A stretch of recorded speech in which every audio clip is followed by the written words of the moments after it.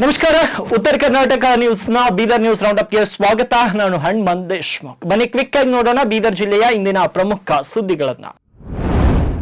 ಸಮರ್ಪಕವಾಗಿ ವಿದ್ಯುತ್ ದೊರೆಯದ ಹಿನ್ನೆಲೆ ಆಕ್ರೋಶಗೊಂಡಂತಹ ರೈತರು ಜೆಸ್ಕಾಂ ಕಚೇರಿಗೆ ದೌಡಾಯಿಸಿದ್ದಾರೆ. ಭಾಲ್ಕಿ ತಾಲೂಕಿನ ಡೋಣ್ಗಾಪುರ ಗ್ರಾಮದ ರೈತರು ಭಾಲ್ಕಿಯಲ್ಲಿರುವಂತಹ ಜೆಸ್ಕಾಂ ಕಚೇರಿಗೆ ಬಂದು ಅಧಿಕಾರಿಗಳ ಮುಂದೆ ತಮ್ಮ ಅಳಲನ್ನ ತೋಡ್ಕೊಂಡಿದ್ದಾರೆ. ಇದೇ ವೇಳೆ ಅಧಿಕಾರಿಗಳು ಮತ್ತು ರೈತರ ನಡುವೆ ವಾಗ್ವಾದ ನಡೆದಿದ್ದು, ಅಧಿಕಾರಿಗಳ ನಿರ್ಲಕ್ಷ್ಯದಿಂದ ದನ ಕರುಗಳಿಗೆ ನೀರು ಕುಡಿಸಲು ಸಹ ಸಾಧ್ಯವಾಗುತ್ತಿಲ್ಲ ಅಂತ ರೈತರು ಆರೋಪ ಮಾಡಿದ್ದಾರೆ. ನಂತರ ಸ್ಥಳಕ್ಕೆ ಆಗಮಿಸಿದ ಭಾಲ್ಕಿ ಪೊಲೀಸರು ಪರಿಸ್ಥಿತಿಯನ್ನ ತಿಳಿಗೊಳಿಸಿದ್ದಾರೆ.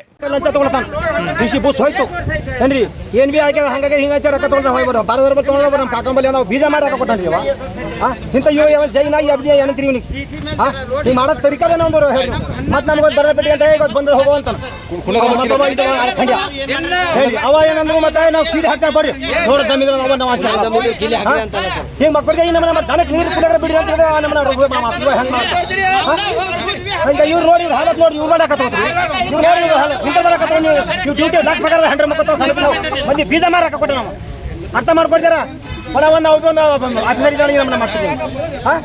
ನಮ್ದೇನಿಲ್ಲ ನಾವು ಒಕ್ಕಲಿಗೆ ನೆನ್ಪಿ ಮೈಸೂರಿನ ನಗರಹೊಳೆ ರಾಷ್ಟ್ರೀಯ ಉದ್ಯಾನವನದ ಡಿಬಿ ಕುಪ್ಪೆಯಲ್ಲಿ ದಸರಾ ಮಾಜಿ ಕ್ಯಾಪ್ಟನ್ ಅರ್ಜುನನ ಸ್ಮಾರಕವನ್ನ ಅರಣ್ಯ ಸಚಿವ ಈಶ್ವರ್ ಖಂಡ್ರೆ ಲೋಕಾರ್ಪಣೆಗೊಳಿಸಿದ್ದಾರೆ. ಲೋಕಾರ್ಪಣೆಗೊಳಿಸಿ ಮಾತನಾಡಿದ ಸಚಿವ ಖಂಡ್ರೆ, 8 ಬಾರಿ ದಸರಾ ಜಂಬೂ ಸವಾರಿಯಲ್ಲಿ ಚಿನ್ನದ ಅಂಬಾರಿ ಹೊತ್ತಿದ ಅರ್ಜುನ ಆನೆ ಇಂದು ಭೌತಿಕವಾಗಿ ನಮ್ಮೊಂದಿಗೆ ಇಲ್ಲದಿದ್ರೂ ಕೂಡ ಎಲ್ಲ ಕನ್ನಡಿಗರ ಹೃದಯದಲ್ಲಿ ನೆಲೆಸಿದ್ದಾನೆ. ಅರ್ಜುನನ ಅಗಲಿಕೆ ನೋವು ನಿರಂತರವಾಗಿ ಕಾಡುತ್ತದೆ. ಹುಲಿ ಸೆರೆ ಕಾರ್ಯಾಚರಣೆ ಅಥವಾ ಆನೆ ಸೆರೆ ಕಾರ್ಯಾಚರಣೆ ಎಂದರೆ ಮೊದಲು ಬರುತ್ತಿದ್ದ ಹೆಸರೇ ಅರ್ಜುನದ್ದು.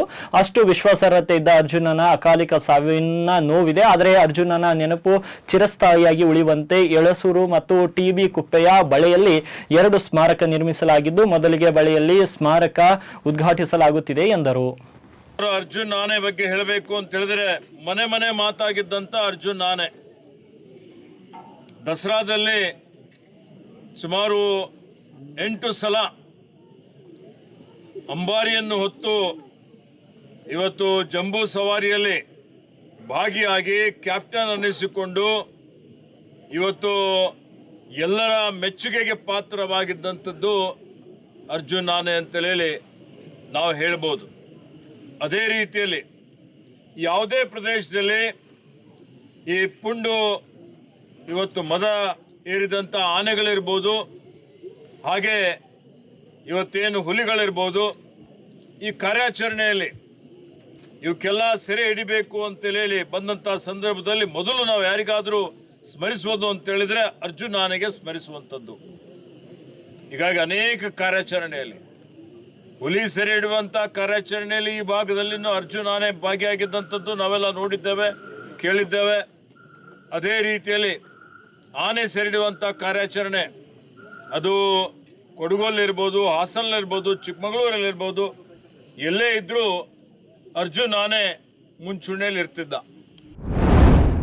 ಜೆಡಿಎಸ್ ಪಕ್ಷದ ಯುವ ಘಟಕದ ರಾಜ್ಯಾಧ್ಯಕ್ಷ ನಿಖಿಲ್ ಕುಮಾರಸ್ವಾಮಿ ಅವರು ಜುಲೈ 3ನೇ ತಾರೀಕಿನಂದು ಬೀದರ್ ಜಿಲ್ಲೆಗೆ ಆಗಮಿಸಲಿದ್ದಾರೆ. ಜುಲೈ 3ರಂದು ಸಂಜೆ 4 ಗಂಟೆಗೆ ಬೀದರ್ ದಕ್ಷಿಣ ವಿಧಾನಸಭಾ ಕ್ಷೇತ್ರದ ಮನ್ನಾಕೆಳಿಯ ಹೊರವಲಯದಲ್ಲಿರುವ ಮೇನ್ ಕೇರಾ ಕ್ರಾಸ್ನ ವಿಜಯಲಕ್ಷ್ಮಿ ಫಂಕ್ಷನ್ ಹಾಲ್ನಲ್ಲಿ ನಡೆಯುತ್ತಿರುವಂತಹ ಮಿಸ್ಡ್ ಕಾಲ್ಡ್ ಸದಸ್ಯ ಅಭಿಯಾನ ಮತ್ತು ಜೆಡಿಎಸ್ ಪಕ್ಷದ ಸಮಾವೇಶ ಕಾರ್ಯಕ್ರಮದಲ್ಲಿ ಪಾಲ್ಗೊಳ್ಳಲಿದ್ದಾರೆ. ಜೆಡಿಎಸ್ ಪಕ್ಷದ ಕಾರ್ಯಕರ್ತರು, ಮುಖಂಡರು, ಬೀದರ್ ದಕ್ಷಿಣ ವಿಧಾನಸಭಾ ಕ್ಷೇತ್ರದ ಹಾಗೂ ಬೀದರ್ ಜಿಲ್ಲೆಯ ಜನರು ಹೆಚ್ಚಿನ ಸಂಖ್ಯೆಯಲ್ಲಿ ಪಾಲ್ಗೊಂಡು ಕಾರ್ಯಕ್ರಮ ಯಶಸ್ವಿಗೊಳಿಸಬೇಕಂತ ಹಾಗೂ ಮಿಸ್ ಕಾಲ್ ಕೊಟ್ಟು ಜೆಡಿಎಸ್ ಪಕ್ಷದ ಸದಸ್ಯರಾಗಬೇಕು ಅಂತ ಮಾಜಿ ಸಚಿವ ಹಾಗೂ ಜೆಡಿಎಸ್ ಪಕ್ಷದ ಹಿರಿಯ ನಾಯಕ ಬಂಡೆಪ್ಪ ಖಂಚಂಪುರೆ ತಮ್ಮ ಪ್ರಕಟಣೆಯಲ್ಲಿ ತಿಳಿಸಿದ್ದಾರೆ. ಬೀದರ್ ಜಿಲ್ಲಾ ಕೈ ನಾಯಕರ ಅತೃಪ್ತಿಯ ವಿಚಾರವಾಗಿ ನಾಳೆ ಬೀದರ್ ನಗರದಲ್ಲಿ 3ನೇ ಸಭೆಯನ್ನು ಹಮ್ಮಿಕೊಳ್ಳಲಾಗಿದೆ. ನಗರದ ಖಾಸಗಿ ಹೋಟೆಲ್ ಒಂದರಲ್ಲಿ ಸಭೆ ನಡೆಯಲಿದ್ದು, ಮಾಜಿ ಸಚಿವ ರಾಜಶೇಖರ್ ಪಾಟೀಲ್, ಮಾಜಿ ಪರಿಷತ್ ಸದಸ್ಯ ಅರವಿಂದ್ ಕುಮಾರ್ ಅರಳಿ, ಪ್ರದೇಶ ಕಾಂಗ್ರೆಸ್ನ ಪ್ರಧಾನ ಕಾರ್ಯದರ್ಶಿ ಅಬ್ದುಲ್ ಮನಾನ್ ಸೇಠ್ ಸೇರಿ ಹಲವು ಅತೃಪ್ತ ಕೈ ನಾಯಕರು ಸಭೆಯಲ್ಲಿ ಭಾಗಿಯಾಗಲಿದ್ದಾರೆ. ಸಾಮಾಜಿಕ ಕ್ಷೇತ್ರಕ್ಕೆ ನೀಡಿದ ಕೊಡುಗೆಗಾಗಿ ಜಿಲ್ಲಾ ಉಪ್ಪಾರ್ ಸಮಾಜದ ಅಧ್ಯಕ್ಷ ತಾನಾಜಿ ಸಾಗರ್ ಅವರಿಗೆ ಯುನೈಟೆಡ್ ಸ್ಟೇಟ್ಸ್ ಆಫ್ ಅಮೆರಿಕದ ಗ್ಲೋಬಲ್ ಹ್ಯೂಮನ್ ಪೀಸ್ ವಿಶ್ವವಿದ್ಯಾಲಯದ ಗೌರವ ಡಾಕ್ಟರೇಟ್ ನೀಡಿದೆ. ಚೆನ್ನೈನ ದಿವ್ಯ ಭಾರತಿ ಭವನದಲ್ಲಿ ನಡೆದ ಸಮಾರಂಭದಲ್ಲಿ ಗೌರವ ಡಾಕ್ಟರೇಟ್ ಪ್ರದಾನ ಮಾಡಲಾಯಿತು. ತಾನಾಜಿ ಸಾಗರ್ 2 ದಶಕಗಳಿಂದ ಸಾಮಾಜಿಕ ಚಟುವಟಿಕೆಗಳಲ್ಲಿ ಸಕ್ರಿಯರಾಗಿದ್ದಾರೆ. ವಿವಿಧ ಸಂಘ ಸಂಸ್ಥೆಗಳೊಂದಿಗೆ ಒಡನಾಟ ಕೂಡ ಹೊಂದಿದ್ದಾರೆ. ಸಮಾರಂಭದಲ್ಲಿ ವಿಶ್ವವಿದ್ಯಾಲಯದ ಪ್ರಮುಖರು, ಗಣ್ಯರು ಹಾಜರಿದ್ದರು.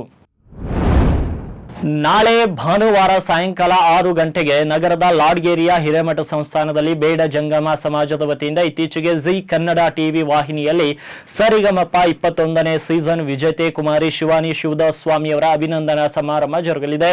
ಲಾಡ್ಗೇರಿಯ ಹಿರೇಮಠ ಸಂಸ್ಥಾನದ ಪೂಜ್ಯ ಗಂಗಾಧರ್ ಶಿವಾಚಾರ್ಯರು ಸಮಾರಂಭದ ದಿವ್ಯ ಸಾನ್ನಿಧ್ಯವನ್ನು ವಹಿಸಲಿದ್ದು, ಹಳಿಖೇಡ್ ಬೀದ ಚಕ್ಕಮಠದ ಪೂಜ್ಯ ಶ್ರೀಪತಿ ಪಂಡಿತಾರಾಧ್ಯ ಶಿವಾಚಾರ್ಯರು, ಶಿವಣಿ, ಹಲ್ಬರ್ಗಾ ಹಾಗೂ ಹೈದರಾಬಾದ್ ಶ್ರೀಮಠಗಳ ಅಧಿಪತಿ ಪರಮ ಪೂಜ್ಯ ಹಾವಲಿಂಗೇಶ್ವರ ಶಿವಾಚಾರ್ಯ ನೇತೃತ್ವವನ್ನು ವಹಿಸುವರು. ಹೆಡ್ಗಾಪುರದ ಶ್ರೀ ಶಿವಲಿಂಗೇಶ್ವರ ಸಂಸ್ಥಾನ ಮಠದ ಪೂಜ್ಯ ದಾರ್ಕಲಿಂಗ ಶಿವಾಚಾರ್ಯರು ಹಾಗೂ ಚಾಂಬೋಳದ ಶ್ರೀ ರುದ್ರಮುನೀಶ್ವರ ಸಂಸ್ಥಾನ ಮಠದ ಅಭಿನವ ರುದ್ರಮುನಿ ಶಿವಾಚಾರ್ಯರು ಸಮ್ಮುಖವನ್ನು ವಹಿಸುವರು. ಖ್ಯಾತ ಸಂಗೀತ ವಿದ್ವಾಂಸರಾದ ಡಾಕ್ಟರ್ ರಾಜೇಂದ್ರ ಸಿಂಗ್ ಪವರ್ ಮುಖ್ಯ ಅತಿಥಿಗಳಾಗಿ ಆಗಮಿಸುವರು. ಏಕ್ತಾ ಫೌಂಡೇಶನ್ ಅಧ್ಯಕ್ಷ ರವೀಂದ್ರ ಸ್ವಾಮಿ ಗೌರವ ಅತಿಥಿಗಳಾಗಿ ಪಾಲ್ಗೊಳ್ಳುವರು. ಅದೇ ರೀತಿ ಗಾನಯೋಗಿ ಪಂಚಾಕ್ಷರ ಗವಾಯಿ ಸಂಘದ ಅಧ್ಯಕ್ಷರಾದ ಪ್ರೊಫೆಸರ್ SV ಕಲ್ಮಠ್ ಕಾರ್ಯಕ್ರಮದ ಅಧ್ಯಕ್ಷತೆಯನ್ನು ವಹಿಸುವರು.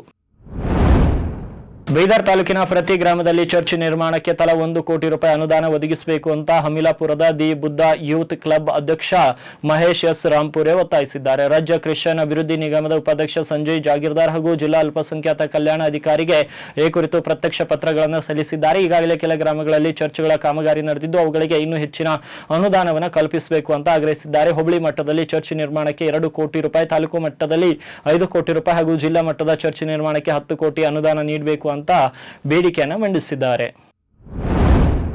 ಬೀದರ್ ಜಿಲ್ಲಾ ಪತ್ರಿಕಾ ಛಾಯಾಗ್ರಾಹಕ ಗೋಪಿಚಂದ್ ತಾಂದಲೆ ಅವರಿಗೆ ಬೆಂಗಳೂರಿನ ಅರಮನೆ ಮೈದಾನದಲ್ಲಿ ಪತ್ರಿಕಾ ಕ್ಷೇತ್ರಕ್ಕೆ ನೀಡಿದ ಕೊಡುಗೆಗಾಗಿ ಕರ್ನಾಟಕ ಛಾಯಾರತ್ನ ಪ್ರಶಸ್ತಿ ಲಭಿಸಿದ್ದಕ್ಕಾಗಿ ಇಂದು ಕರ್ನಾಟಕ ಸೇನೆ ಸಂಘಟನೆ ವತಿಯಿಂದ ಅವರನ್ನ ಸನ್ಮಾನಿಸಿ ಗೌರವಿಸಲಾಯಿತು. ಬೀದರ್ ಜಿಲ್ಲಾ ಪತ್ರಿಕಾ ಛಾಯಾಗ್ರಾಹಕರಾದ ಗೋಪಿಚಂದ್ ತಾಂದಲೆ ಅವರು 2 ದಶಕಕ್ಕೂ ಹೆಚ್ಚು ಕಾಲ ಪತ್ರಿಕಾ ರಂಗದಲ್ಲಿ ಸೇವೆ ಸಲ್ಲಿಸಿದ್ದಕ್ಕಾಗಿ ಹಾಗೂ ಅನೇಕ ಐತಿಹಾಸಿಕ ಸ್ಮಾರಕಗಳ ಫೋಟೋ ತೆಗೆದು ಅವುಗಳ ವಿಶಿಷ್ಟತೆಯನ್ನ ಜನರಿಗೆ ಪರಿಚಯಿಸಿದ ಶ್ರೇಷ್ಠ ಅವರಿಗೆ ಸಲ್ಲುತ್ತದೆ. ಅದಕ್ಕಾಗಿ ಅವರನ್ನು ಆಯ್ಕೆ ಮಾಡಿ ಕರ್ನಾಟಕ ಛಾಯಾ ರತ್ನ ಪ್ರಶಸ್ತಿಗೆ ಭಾಜನರಾಗಿರುವುದು ಕಲ್ಯಾಣ ಕರ್ನಾಟಕ ಭಾಗಕ್ಕೆ ಸಂದ ವಿಶೇಷ ಗೌರವವಾಗಿದೆ ಅಂತ ಕನ್ನಡ ಸೇನೆ ರಾಜ್ಯ ಉಪಾಧ್ಯಕ್ಷರಾದ ರವಿಸ್ವಾಮಿ ನೀರನ್ ಅವರು ತಿಳಿಸಿದ್ದಾರೆ. ಈ ಸಂದರ್ಭದಲ್ಲಿ ಕನ್ನಡ ಸೇನೆ ಜಿಲ್ಲಾಧ್ಯಕ್ಷರಾದ ಸುಭಾಷ್ ಕೆನಾಡ್ ಮತ್ತು ತಾಲೂಕು ಅಧ್ಯಕ್ಷರಾದ ರಾಜಶೇಖರ್ ಮಂಗಲ್ಪೇಟ್ ಹಾಗೂ ಜಿಲ್ಲಾ ಕಾರ್ಯದರ್ಶಿ ರಮೇಶ್ ಧೋಳೆ ಉಪಸ್ಥಿತರಿದ್ದರು.